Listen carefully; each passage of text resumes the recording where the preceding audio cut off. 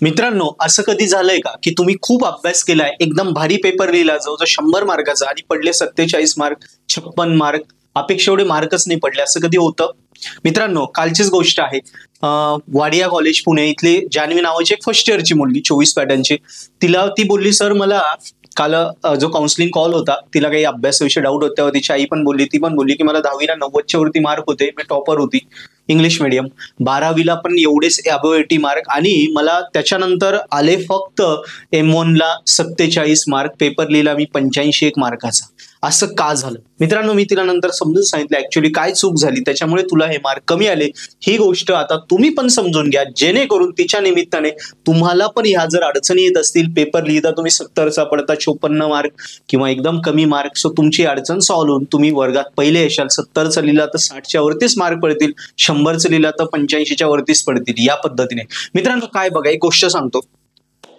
समजा तुम्ही बाजारात गेले, बाजारात फिरताय, तुम्हाला आपला एक नातेवाईक भेटला जो कधीच तुमच्या घरी येत नाही, 2-3 वर्षानंतर भेटला. आपल्याला जास्त वेळ आपण त्याशी बोलू शकत नाही ना, कारण तो क्वचित भेटतो, तो घरी येत नाही जास्त, आपल्याला जास्त आपण ते कनेक्ट होत नाही.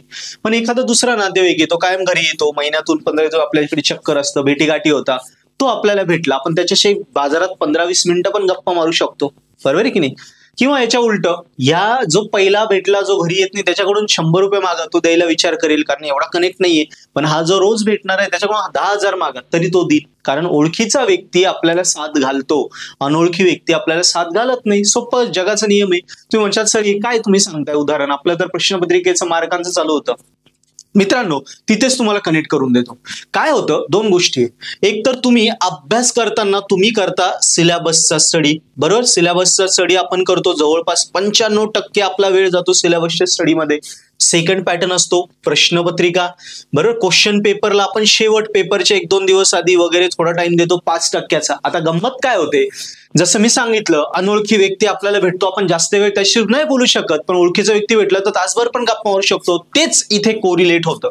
आपण काय करतो, अभ्यास करायला आपण 95% पार पेपरच्या आगल्या दिवसापर्यंत आपण सिलेबस कंप्लीट करतो, 2-2, 3-3 वेळा करतो. मी म्हणत नाही 2-3 वेळा कराच, पण त्याच्यासोबत आपण ह्या प्रश्नपत्रिकेला आपण जास्त महत्व देत नाही, इथे जास्त प्रॅक्टिस करत नाही, आणि म्हणून पेपरच्या वेळी गेल्यानंतर 100चा पेपर लिहून तसं तिला 47 मार्क आले, तसंच तुम्हाला 25-26 मार्क येतात. ही रियालिटी आहे.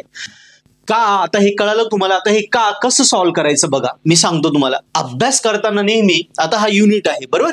या युनिटमध्ये पॉइंट आहे 1, 2, 3, 4 पॉइंट आहे. समजा अभ्यास कसा करायचा, पहिला युनिट मधला पहिला पॉइंट झाला की लगेच इथे अभ्यास करताना ऍटलीस्ट 2 ते 3-4 पेपर सोबत ठेवा. म्हणजे पहिला युनिट नाही, युनिट मधला एक पॉइंट जरी झाला तर त्या पॉइंटचे कुठल्या प्रश्नपत्रिकेत प्रश्न आले, कशा प्रकारचे आले, प्रश्न किती गुगली टाकली, कसे फिरून आले, प्रश्न येतात की नाही, हे तुम्हाला तेव्हाच क्लिअर झालं पाहिजे. म्हणजे पॉइंट कव्हर झाला की लगेच त्याच्यावरची प्रश्नपत्रिकेत प्रश्न बघायचे.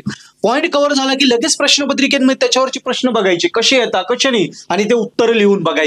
म्हणजे अभ्यास करतानाच आपल्याला प्रश्नपत्रिका बघायची. म्हणजे आपण जी चूक करतो, आधी पूर्ण अभ्यास करतो, शेवट 2-1 दिवस पेपर बघतो. आता तसं नाही करायचंय. आता अभ्यास करताना हा 95% स्टडी करतानाच इथे पण 95% प्रश्नपत्रिका आपल्या बघणं झालं पाहिजे. दोघं सायमल्टेनियसली चालू द्यायचं. याने काय होईल, तुम्हाला पेपर कसा येतो, कसे प्रश्न येतात, गुगली कशी टाकली जाते, कसं आल्यावर काय स्टँडर्ड आन्सर लिहायचंय, काय आन्सर लिहिल्याने आपल्याला आउट ऑफ मार्क पडतील, या सगळ्या गोष्टी तुमच्या रन टाइम कव्हर होता. आणि जसं मी म्हटलं होतं की ओळखीचा व्यक्ती ओळख देतो, अनोळखी व्यक्ती देत नाही, तसंच आपण या प्रश्नपत्रिकेशी शेवट ओळख केल्यामुळे पेपरला गेलो तो आपल्याला डायरेक्ट ब्लँक करून टाकतो. का ओळख नाही ना, ओळख कसं काय ओळख देईल तुम्हाला, तो ब्लँक करून टाकतो. तुम्हाला सगळं आउट ऑफ सिलेबस वाटतं, लिहिलं तरी मार्क पडत नाही, त्यामुळेच, कारण ओळख नसल्यामुळे तो मार्क देत नाही. पण आता आपण अभ्यास करतानाच रोज प्रश्नपत्रिका बघतो, रोज प्रश्नपत्रिका बघतो. आता इथून म्हटलं आपण 1.5 महिना जरी बाकी, अजून 1.5 महिना रोज पेपर बघितले, त्या पेपरशी एवढी ओळख होऊन गेली की ओळखीचा व्यक्ती भेटला तर तो 10,000 पण काढून देईल.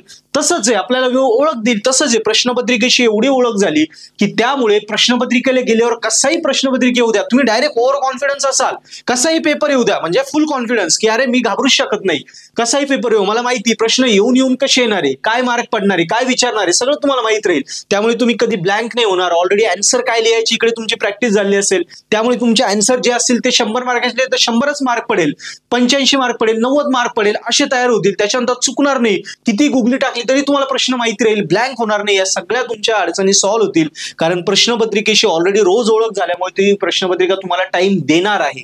कळलं मित्रांनो? माझं एक्झाम्पल तेच होतं. यस. सो या पद्धतीने अभ्यास करा. अभ्यासामधला topic question paper, topic question paper, topic question paper हे कोरिलेट करून स्टडी करायचं.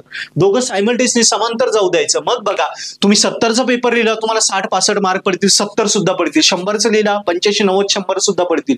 ही स्ट्रॅटेजी फॉलो करा. जान्हवीला फायदा आला, तिला कळालं, तेच तुम्हाला सांगतो, हे फॉलो करा. आणि अभ्यास करताना नेहमी पुन्हा एकदा सांगतो, अभ्यास करताना आपलं पर्पल हॅट ऍप्लिकेशनची मदत घ्या. कारण आता वेळ कमी असताना सेल्फ करण्यात वेळ घालू नका. जे विषय तुम्हाला वाटतंय स्कोर कमी करताय किंवा बॅकलॉग आहे किंवा गोल्डन आहे, त्या विषयांसाठी पर्पल हॅट ऍप्लिकेशनचे व्हिडिओ लेक्चर ऍप्लिकेशन डाउनलोड करा. त्यात प्रत्येक तुमच्या इंजिनिअरिंगच्या विषयांचे व्हिडिओ लेक्चर कोर्सेस आहे, मराठी हिंदीमध्ये आपल्या भाषांमध्ये समजते, इंग्लिशमध्ये नाही समजत. सो आपल्या भाषेत लेक्चर आहे, ते फ्री लेक्चर बघा. आवडले कोर्स सबस्क्राईब करा. कोर्स सबस्क्राईब केला की जेवढं लागतं तेवढं सगळं आहे. त्या कोर्सच्या बाहेर तुम्हाला काहीच येणार नाही. तुम्हाला तेवढंच करायचं, जे कोर्समध्ये दिले तेवढंच करायचंय. पहिलं लक्षात घ्या. म्हणजे 70 पैकी तुम्हाला जर 55, 60, 65 मार्क पाडायचे ना, कोर्समध्ये दिले तेवढंच करा. त्यात काय काय व्हिडिओ लेक्चर आहे, म्हणजे कॉलेजमध्ये नाही समजलं इथे आपल्या टीचरकडून समजून जाणार. पुस्तक बघण्यापेक्षा त्या शॉर्ट नोट बघा, कमी वेळेत अभ्यास होऊन जाईल. पुस्तक बघायची गरज नाही. प्रश्नपत्रिका डायरेक्ट तिथे सॉल्व्ह आहेत. एक 2-2 पेपर सॉल्व्ह करून दिले. ते पेपर सॉल्व्ह केले, बघितले की तुम्हाला आयडिया होऊन जाईल काय स्टँडर्ड सोल्युशन युनिव्हर्सिटी ऍक्सेप्टेड आहे ते तुम्हाला क्लिअर होईल. इम्पॉर्टंट क्वेश्चन आहे, सगळं मटेरियल वरून पेपरचं एक्सप्लेनेशन आणि सगळं एकदम सोप्या भाषेत आपल्या ऍप्लिकेशनमध्ये आहे. सो कोर्सेस नक्की सबस्क्राईब करा आणि इंजिनिअरिंग तुमची वर्गात पहिले या टॉप करा. थँक्यू.